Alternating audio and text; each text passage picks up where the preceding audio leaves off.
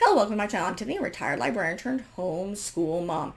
And in this video, we're going to be looking at a children's book called Seeking Freedom, the untold story of Fortress Monroe and the ending of slavery in America by Selene Castrovilla. And it's illustrated by E.B. Lewis. So this is kind of an interesting story, and I hadn't heard about this before. This is right. Our story starts in 1861. So this is before the American Civil War. And how, I'm going to look for the name of the person here. Let's see. So there, it has to do with the Fortress Monroe, which is, where is this? Okay, actually, I'm going to look at the information here. Virginia. So, and the person in charge of that fort was Major General Benjamin Franklin Butler. So, Benjamin Franklin Butler. And they were waiting. Actually, this must have been the Civil War. For an attack.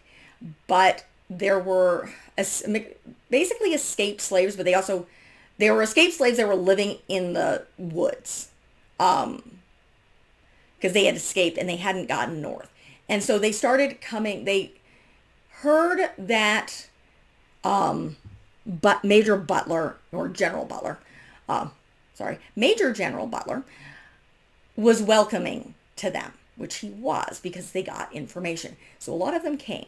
And this specifically story talks about a gentleman by the name of, what is his name here? Scott.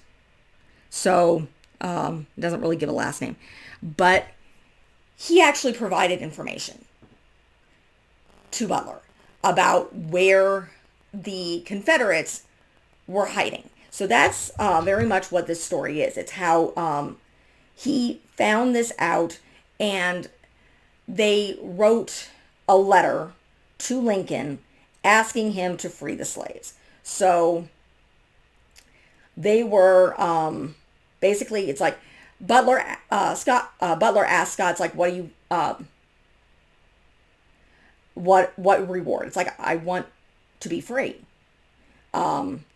So apparently Butler was a lawyer, so he wrote a letter to Lincoln and asking basically to give these people their freedom. Now, what these people who came to Butler had a specific name. Let me see what they were called here.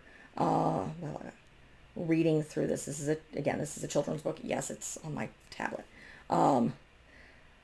Better ops, and I've mentioned this in previous videos, read these physically, particularly for children's books. It's just I have limited abilities.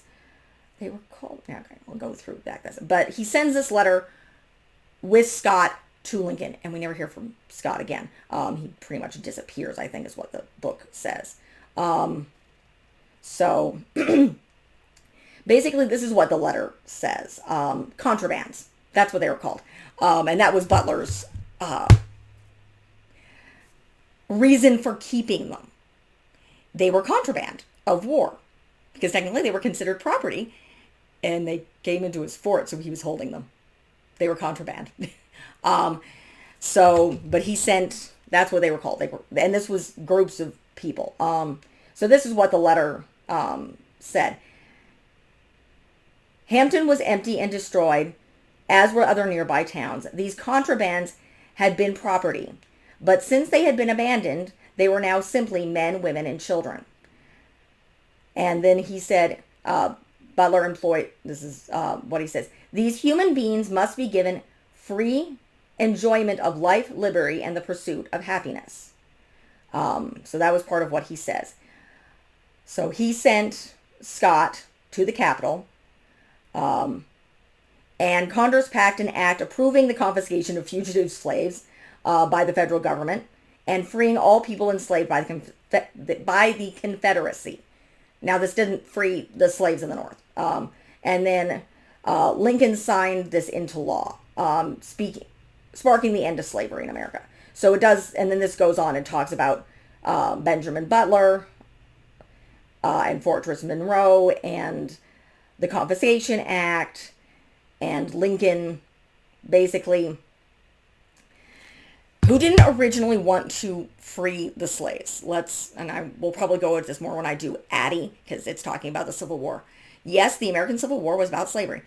No, Lincoln wasn't in, it wasn't so much that he was in favor of not freeing the slaves or freeing the slaves. He didn't think blacks and whites could live together, so he wanted to send them to Liberia. That was his plan. So he wanted to basically round up all the Africans some of them had been there for years, and send them back to Africa. Like that would work. And it didn't. I think there were some, but yeah, that didn't work. But he was also, again, Lincoln was more, he wanted to conserve the country. That was his goal.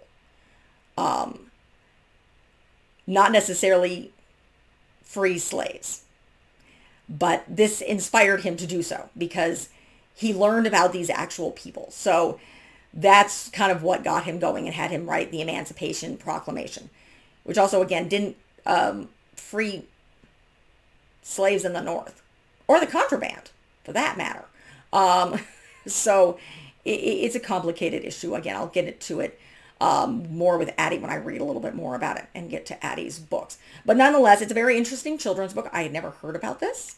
So it's the idea that this Virginian Union general took in these people. And they did, basically, he expanded some of his forts where these people could live, because these were families and they were contraband. It's hard to consider, again, still property, but again, we're working underneath the law of America at the time during the Civil War. So if he could make them free, he was technically making them possessions of the United States government, which is kind of, it's interesting. Again, I never heard of it. But this is a children's picture book. It's very interesting. I think it's an important part of studying the American Civil War. And it's apparently not talked about because I really had never heard of it. But the Civil War is not my area of expertise. But I'm definitely going to be, this is definitely intriguing. So again, this is a children's picture book. It's done very well. It looks like it's watercolor. So again, illustrations. Try to get this in physical form. Again, I have limited abilities and time and a 6-year-old. So it makes it more difficult. So that is it for this review. If you like what you see, be sure to like and subscribe. I think I have one more video to shoot for Cecile and Marie Grace. And then we'll be moving on to Kirsten in the North. And then we'll get back to the American Civil War with Addie. So I am I've considered switching, but I'm going to keep them in time order because Addie's in the is in the 1860s. And Kirsten overlaps with Cecile and Marie Grace. So we're still in the 1850s. It's just a completely different story. Nonetheless, if you like what you see, be sure to like and subscribe, and I will see you next time. Thank you.